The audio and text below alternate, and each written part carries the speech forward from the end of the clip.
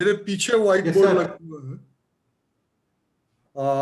मेरे पीछे white board है, पूरा का पूरा व्हाइट बोर्ड आपको दिख रहा होगा, आई थिंक।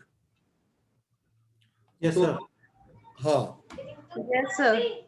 हाँ, तो मैं कोशिश करूंगा, अगर कोई प्रॉब्लम हो तो आप बोलेंगे, अदरवाइज अपनी माइक बंद रखेंगे।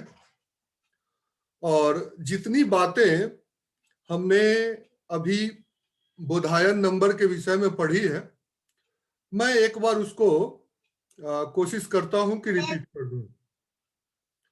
और जिनको भी प्रॉब्लम है, जब इस पर समझा लूंगा तो फिर बातें होंगी, और इसकी एक कंप्लीट जो ऑल स्टेप्स की जो है वो आपको एक फोटो भी शेयर कर दी जाएगी, ताकि वो आपको अच्छे से ध्यान रहे।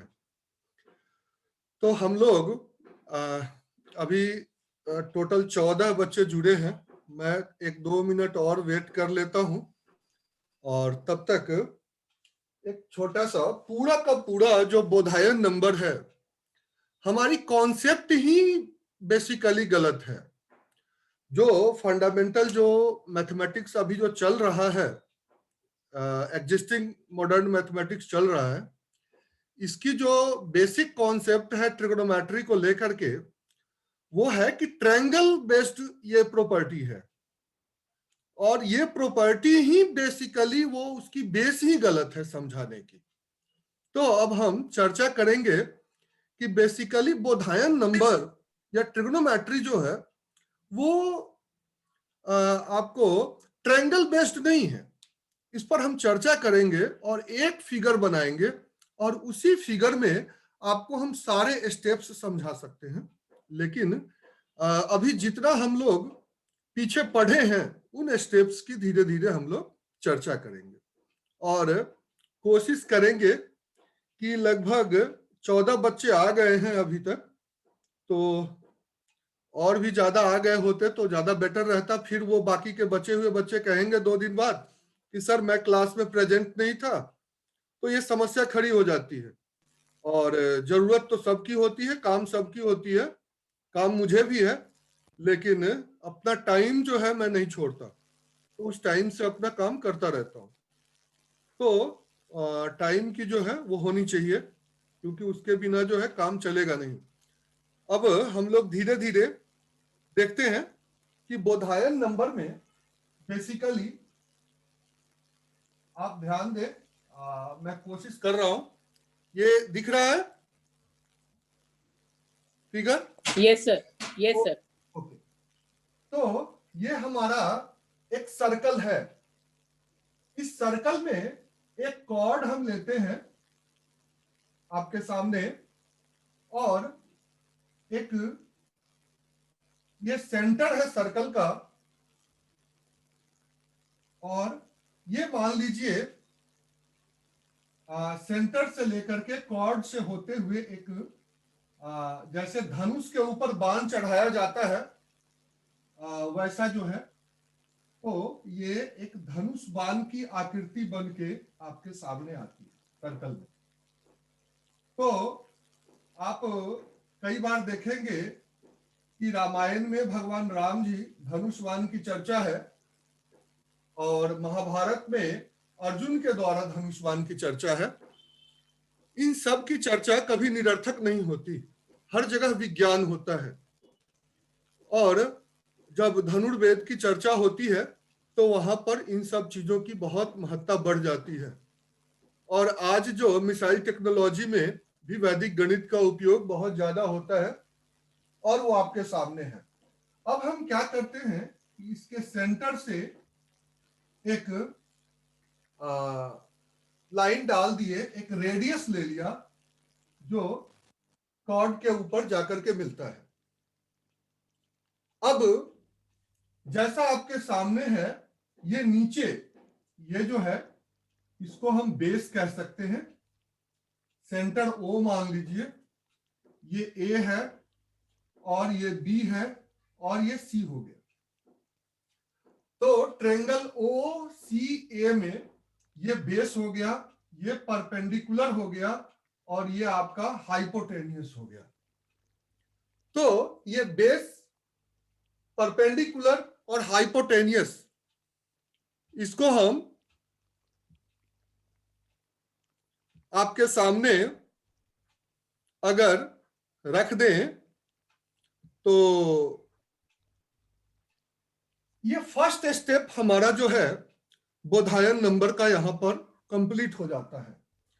एक किसी एंगल थीटा के लिए, थीटा मान लीजिए, अल्फा मान लीजिए, बीटा मान लीजिए, कुछ भी मान लीजिए, तो यहां पर हम एक थीटा एंगल के लिए बेस, परपेंडिकुलर और हाइपोटेनियस, ये हमारा पहला स्टेप आपके सामने है। ये दिख रहा है आप लोगों को? Yes, sir. थीटा एंगल के लिए बेस, परपेंडिकुलर और हाइपोटेनियस, ये एक स्टेप जिसकी हमने चर्चा की थी। और इसके रिलेशन के लिए आपको मैं बताया था कि H square equal to B square plus P square, ऐसा रिलेशन महर्षि बोधायन ने अपने सुलभ सूत्र अध्याय 1 चैप्टर 1 श्लोक संख्या 48 यानी 48, तो 48 श्लोक में महर्षि बोधायन ने चर्चा की है। और पूरा श्लोक क्या है इसकी हम लोग बातें कर चुके हैं, बहुत डिस्क्रिप्टिव बातें की है, पूरा मतलब भी समझा है, बोधायन संख्या की परिभाषा भी देखी है। तो उसको आप लोग पीछे की कॉपी एक बार देखें, मैं एक बार शॉर्ट फॉर्म में इन चीजों को आपके सामने रख रहा हूं जो पीछे हम लोग 2 दिनों में पढ़ा है। तो ये आपके सामने पहला जो है ये है। दूसरा जो स्टेप्स हमारा है वो ये कहता है कि इस बोधायन संख्या में किसी कांस्टेंट टर्म से अगर मल्टीप्लाई कर दिया जाए, यानी b को n टाइम्स और p को भी n टाइम्स मल्टीप्लाई कर दिया जाए, तो उसका n भी वही h भी उसका n टाइम्स हो जाता है। ये दूसरा स्टेप्स आपका सामने है। अब उसके बाद आप ध्यान दें यहां पर कि 2 स्टेप्स हमारे यहां कंप्लीट हो जाते हैं। नेक्स्ट जो हम चर्चा कर रहे थे वो कर रहे थे कि नेगेटिव एंगल की अगर थीटा है तो माइनस थीटा क्या होगा, माइनस थीटा क्या होगा, इस बात को समझने के लिए यहां पिक्चर में देखें। अगर थीटा ऊपर की तरफ जाता है एंटी क्लॉकवाइज, तो हम एक नीचे का ट्रेंगल अगर ले लें तो आप देखें जब नीचे की तरफ ये एंगल आएगा तो ये माइनस थीटा हो जाएगा। अब बेस इसका कॉमन है, ये परपेंडिकुलर चूंकि फोर्थ क्वाड्रेंट में जैसा कि पीछे चर्चा हुई थी और नीचे की तरफ है तो ये माइनस पी हो जाएगा। तो आप इसकी बोधायन संख्या लिखें, बी एज इट इज हो जाएगा, पी जो है वो नेगेटिव हो जाएगा और एच भी इसका एज इट इज हो जाएगा, इसमें कोई चेंजिंग नहीं आएगी। ये आपके एक स्टेप और हो गया। उसके बाद हम एक और चीज पढ़े थे, यहां पर अगर थीटा है तो ये एंगल इसका 90 डिग्री है, तो बाकी 2 एंगल का सम जो होगा वो 90 डिग्री होगा। तो एक एंगल अगर थीटा है तो दूसरा एंगल 90 डिग्री माइनस थीटा हो जाएगा। इस बात को समझने की जरूरत थी। तो कॉम्प्लीमेंट एंगल के लिए क्या होता है बोधायन नंबर, तो यहां देखें 90 degree minus theta, 90 degree minus theta लिख दे या कॉम्प्लीमेंट एंगल लिख दे, दोनों बातें आपके सामने हैं। तो 90 डिग्री माइनस थीटा के लिए जो कॉम्प्लीमेंट एंगल इस एंगल के लिए होगा, तो इसके लिए बेस और परपेंडिकुलर आपस में शिफ्ट हो जाएगा। तो P जो है ये P आ जाएगा बेस पर और बेस चला जाएगा परपेंडिकुलर पर और H एज इट इज रह जाएगा, H में कोई परिवर्तन नहीं आएगा। तो ये आपके जो है वो हो गए एक और स्टेप। उसके बाद हमने जो फाइनल स्टेप की चर्चा की थी, यानी ये पूरा का पूरा मैकेनिज्म जो है ये 4-5 स्टेप पर है। एक फाइनल स्टेप जो अभी आपको पढ़ाना बाकी है वो हम लोग आगे पढ़ेंगे, तो उस पर भी चर्चा करेंगे जो हमने अब वो चर्चा करनी है बाद में। अब हमने किया था कि हाफ एंगल की चर्चा की थी, यानी थीटा अगर हमें दिया हुआ है तो θ/2 क्या होगा, इसकी चर्चा भी हमने की थी। अब यहां इस पिक्चर में देखें कि मान लीजिए कि भगवान राम या फिर अर्जुन धनुष चढ़ाता है, किसी सिंपल मारता है, किसी को सिंपल बाण चलाता है, तो यहां से वो खींच करके मार देता है। लेकिन वहीं पर अगर बाण ऐसा चलाना है कि वो बाण अचूक हो, जिसे लगे वो पूरी तरह से वहीं ध्वस्त हो जाए या मर जाए या जैसा कुछ हो जाए, तो कंडीशन क्या होगी, तो बाण को पूरा खींच करके हम अपने कानों तक लाते हैं। ऐसे जो है हमारा सिंबल होता है कि बाण को पूरा खींच करके हम कान तक लाते हैं। तो अब कान इसका कहां है, देखिए अब इसका कान है ऐसे यहां, तो अब बाण को खींच करके धागे को कान तक ले आया, तो अब इस तरह की एक ट्रायंगल बन के तैयार। अब देखें, और जो एंगल यहां थीटा है वो यहां पर आकर के जब एंगल कम हुआ तो θ/2 हो गया। तो θ/2 हो गया। अब इस θ/2 के लिए यहां से इसका नाम डाल दीजिए d। अब जो एक नया ट्रायंगल बना वो हो गया DCA।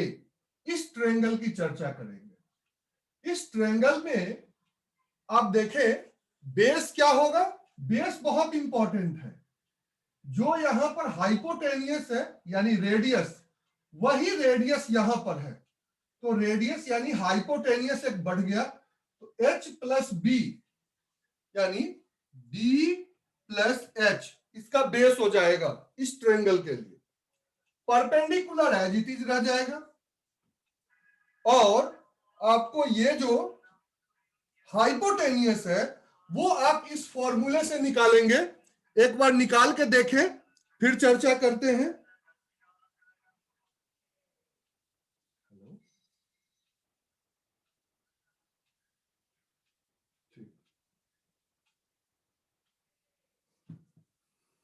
तो ये चर्चा हम लोग कर रहे थे, और ये जो है आपके सामने है।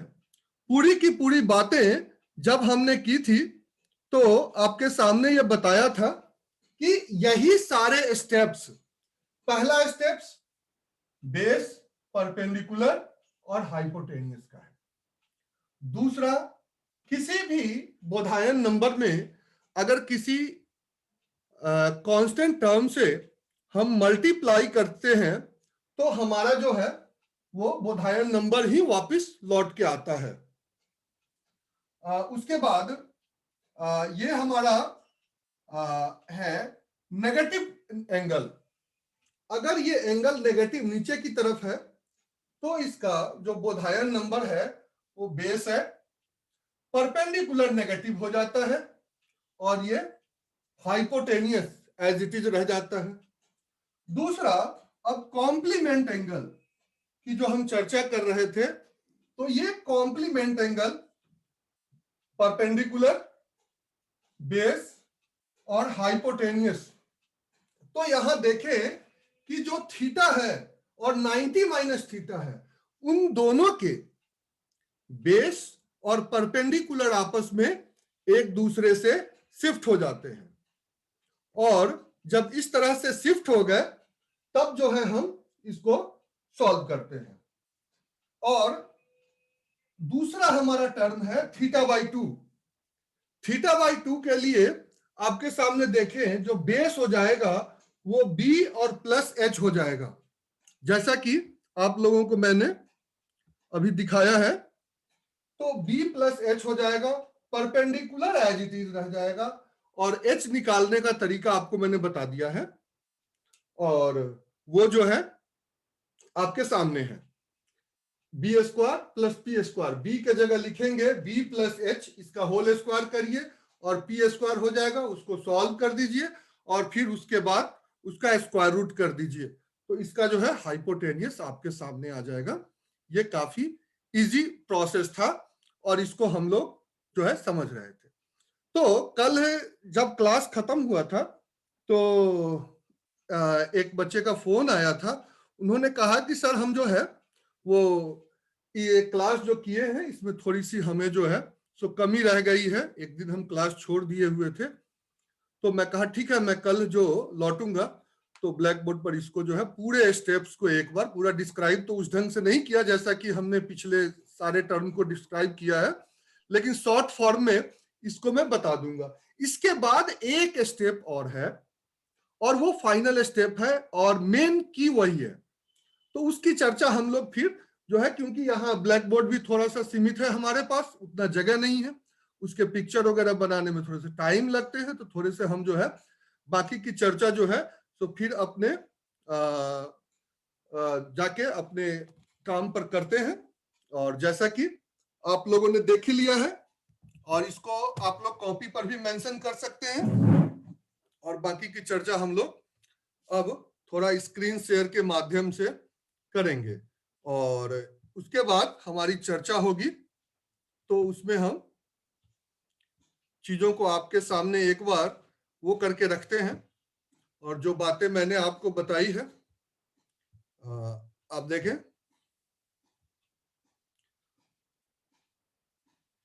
एक बार पूरे को मैं रिवाइज कर देता हूं।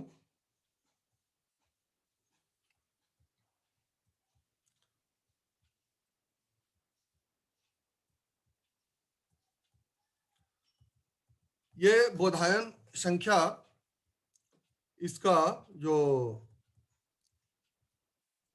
श्लोक चैप्टर 1 और 48वां श्लोक है ये।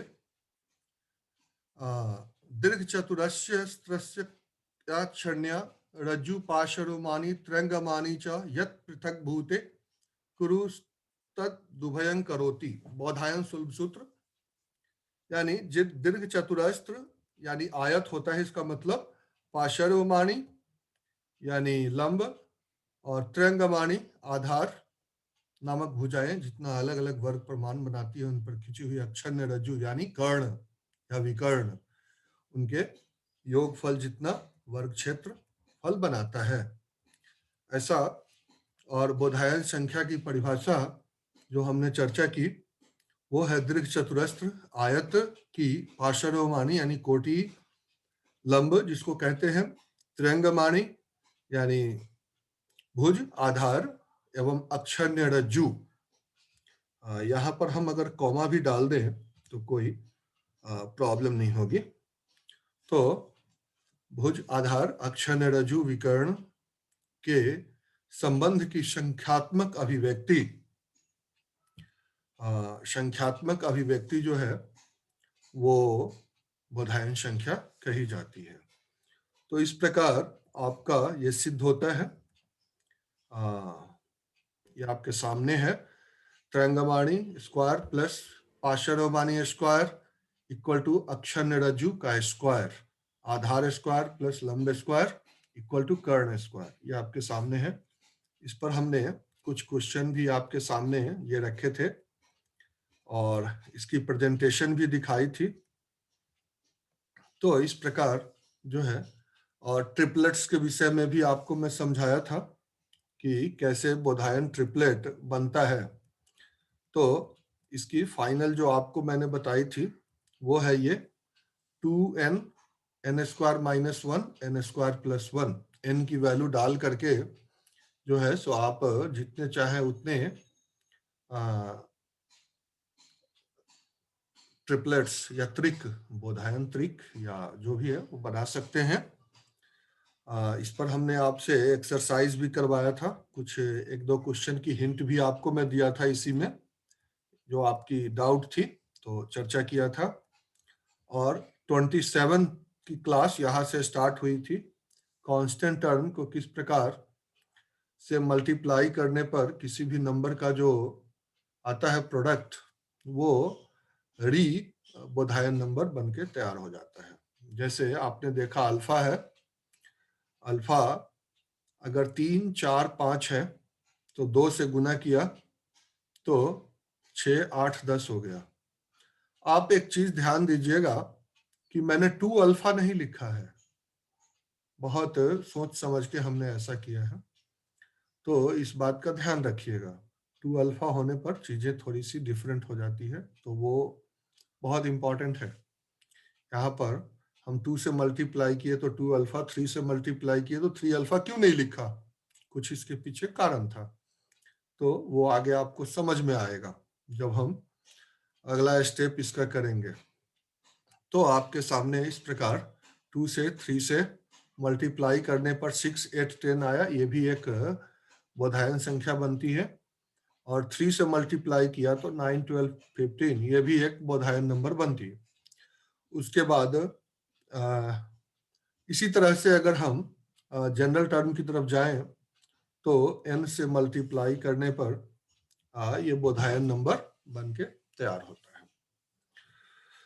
तो इसके लिए कुछ संस्कृत में श्लोक भी थे, ऐसा इसमें जो है वो चर्चा है, और एक बोधायन संख्या का हमने 2 से मल्टीप्लाई करके उसका प्रेजेंटेशन भी आपको दिखाया था। उसके बाद नेक्स्ट जो टॉपिक था अपना कॉम्प्लीमेंट एंगल, कोटि पूरक कोण, 90 माइनस थीटा की चर्चा की थी आपसे।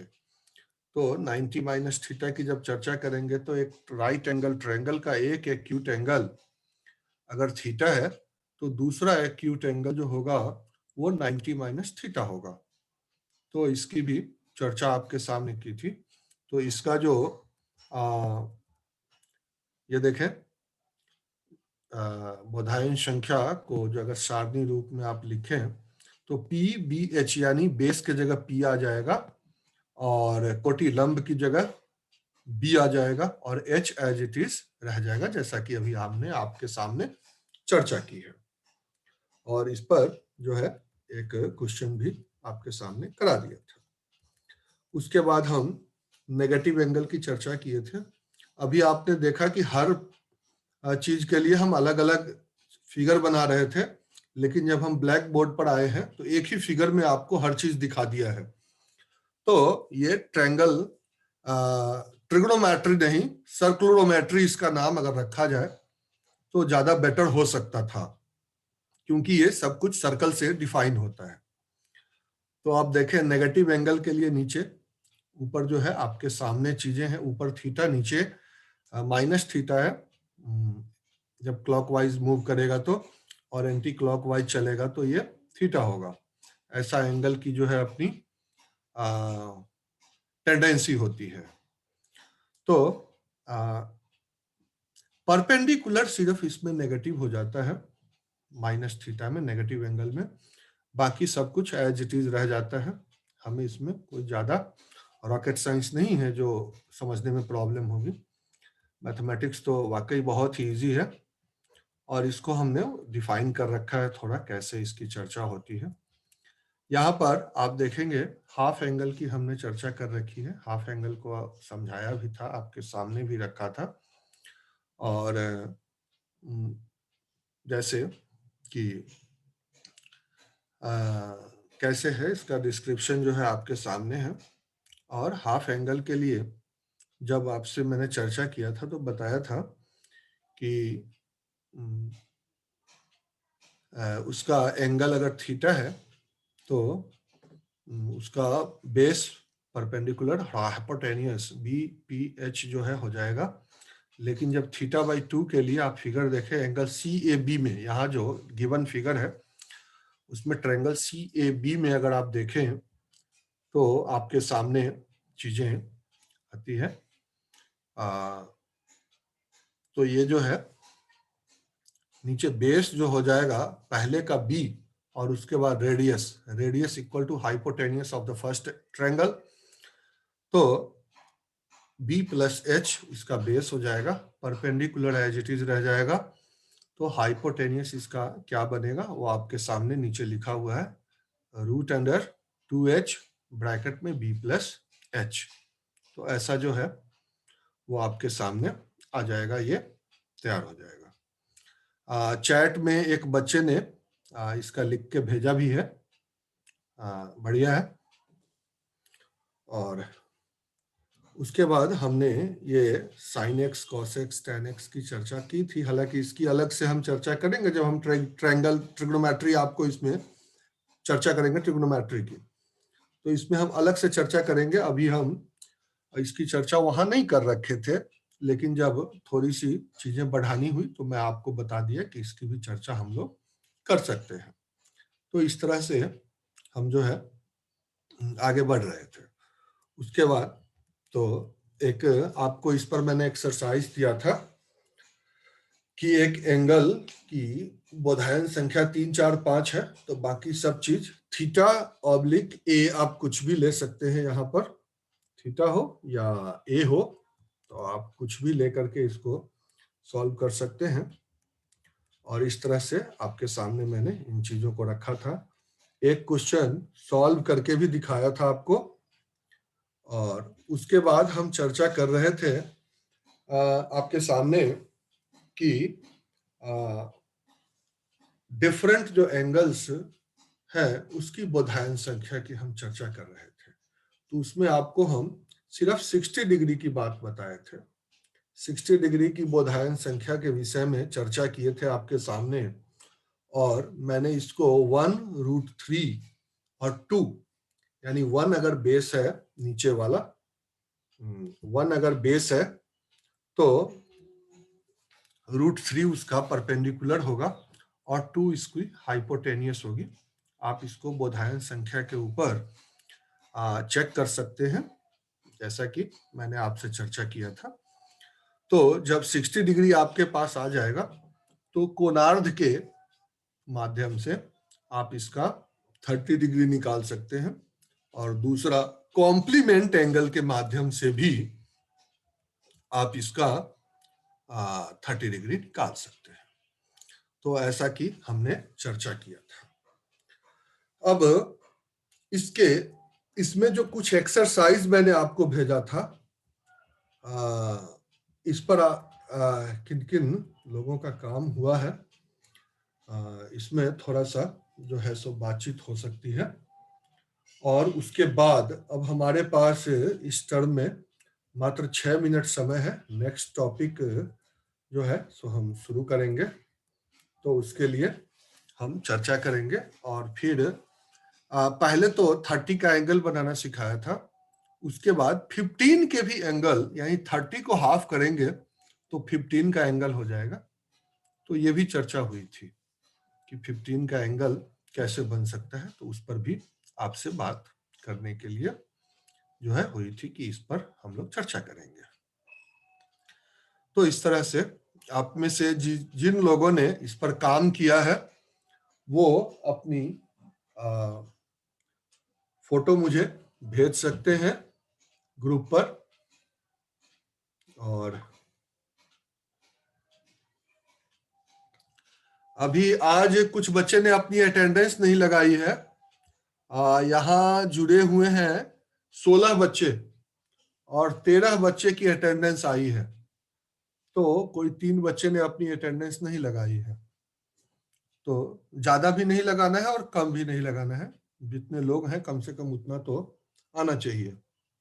खैर, आप में से जिन्होंने भी ये क्वेश्चन सॉल्व किया है उसको अब आप यहाँ पे रख सकते हैं, और फिर जो है हम इस पर थोड़ी सी चर्चा करेंगे।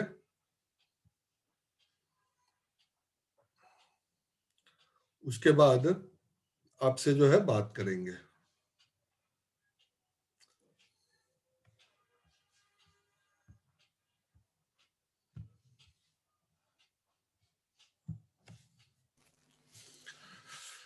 हाँ, इसको देखिए, इसमें से कितने क्वेश्चन आपसे हो पाते हैं। बढ़िया। एक सगुन अग्रवाल ने भेजा है। बढ़िया। आप चाहे किसी भी क्लास में पढ़ाते हो, लेकिन ट्रिग्नोमेट्रिकल टेबल याद कराना बच्चों को बहुत ज्यादा मतलब कठिन कार्य होता है। आप देखें इस ढंग से अगर एक बता दें तो बच्चा खुद ब खुद फाइंड आउट सीख और जाए। मैंने भी भेजा था इसमें सुजाता जैन ने हाँ हाँ हाँ, अभी अभी मैं देख रहा हूँ। कल। अच्छा कल भेजा था, ठीक है, कल जी आपका, सर। ठीक है ठीक है। वो मैं चलिए ठीक है या नहीं? हाँ हाँ देखा था, मैं देख लेता हूँ अभी। जी बिल्कुल सर। ठीक है, ठीक है, आपने भेजा था मैं देख लिया हूँ, बढ़िया, ठीक है। और क्योंकि क्या होता है कि हम सब लोग इस लेवल पर हैं कि बच्चों को समझाते हैं कि जो पढ़ाया जाता है अगर हैंड टू हैंड अगर उसको हम प्रैक्टिस कर लें तो वो चीजें अपनी हो जाती है। तो हम लोग स्वयं भी इस पर अमल करें तो ज्यादा बेटर होगा। और क्योंकि परेशानी एक बार होती है, एक बार अगर आप उसको देख लिए तो फिर ये इतना इंटरटेनिंग है कि लाइफ टाइम इसको कभी नहीं भूलता लोग। और इतनी ये 4 स्टेप 5 स्टेप जो अभी हम लोगों ने किया है, ये शायद हम लोग कभी नहीं भूलेंगे और हम में से कोई नहीं भूलेगा। मैं भी जिस समय इसको सीखा था तो पहली बार में ही ये हमारे दिमाग में आ गया था। मैं कहा कि ये तो कुछ है ही नहीं। और जब इसके एप्लीकेशन सामने आने लगे तो आश्चर्य भी होता था और दुख भी होता था। आश्चर्य इस बात से होता था कि ये चीजें इतनी ज्यादा जो है सो इफेक्टिव है और इंटरटेनिंग है। और दुख इस बात से होता था कि हमारी प्रेजेंट एजुकेशन सिस्टम कर क्या रही है। इस बात का दुख बहुत ज्यादा होता था कि क्या हम बच्चों को इंटरटेनिंग मैथमेटिक्स नहीं पढ़ा सकते। जितना दर्द हमने सहा है 10th 11th 12th में, हम तो 8th क्लास से ट्रिग्नोमेट्री पढ़ रहे थे तो टीचर डंडे मार मार के सारे टेबल और फॉर्मूला याद करवाता था, फिर भी याद नहीं होता था, हमेशा गलती कर देता था। लेकिन अब जब देखते हैं तो पता चलता है। तो आप देखें प्रेजेंट एजुकेशन सिस्टम पूरा जो है वो पैकेज बना दिया है। और मैथमेटिक्स की ट्यूशन तो आपको पता ही है, आज के टाइम में सबसे महंगे टीचर बिकते हैं मैथमेटिक्स वाले। तो इस तरह की सिचुएशन प्रेजेंट एजुकेशन सिस्टम में बन गई हुई है, जिसको कि हम देखें तो अब हमारे पास लगभग 1.5 मिनट के आसपास समय है। इसके बाद हम लोग मिलेंगे तो नेक्स्ट टॉपिक की चर्चा करेंगे और उस पर बातें करेंगे कि हर चीजों को हम थोड़ा सा आगे लेकर के चले। अभी कुछ एंगल्स हमारे पास बाकी रह गए हैं, उसकी चर्चा कर लेंगे, फिर जो है सो चीजें आगे बढ़ेंगी। सर हाँ बताइए।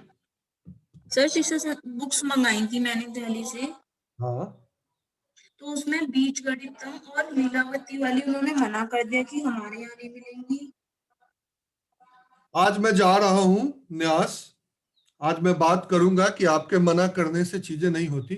खैर कोई बात नहीं। नंबर ऑफ बुक्स कितने, 7 आ गए हैं? 6 सर। 6 आए हैं, 2 बुक ने, ठीक है, 8 बुक का टोटल था, 6 आ गए। चलिए बढ़िया है। वैदिक गणित निर्देशिका भाग 2 आई है क्या? जी सर। ओके, तो उसमें काफी कुछ आपको मिल जाएगा। ऐसे मैं आज जाके चर्चा करूंगा और उनको कहूंगा कि बुक्स जो है सो तुरंत अवेलेबल कराई जाए। सर दिल्ली में मेरी भी बात हुई थी नारायणा में, तो सर ने बोला था कि 15 से 20 दिन बाद आएंगी वो 2 बुक्स। हाँ हाँ, मैं आज जा रहा हूँ, आज सबको जो है बात करूंगा और कह दूंगा जितनी ओके सर। जल्दी मंगवा ले उतना बेटर है। और आप अपनी एड्रेस उनको दे दें, वो आपको बाई पोस्ट भेज देंगे, चिंता ना करें। ये सर मैं एक्चुअली में दिल्ली से ही हूँ तो मैंने कोरियर मंगवाया है अपना। हाँ ठीक है, बहुत अच्छा बहुत अच्छा।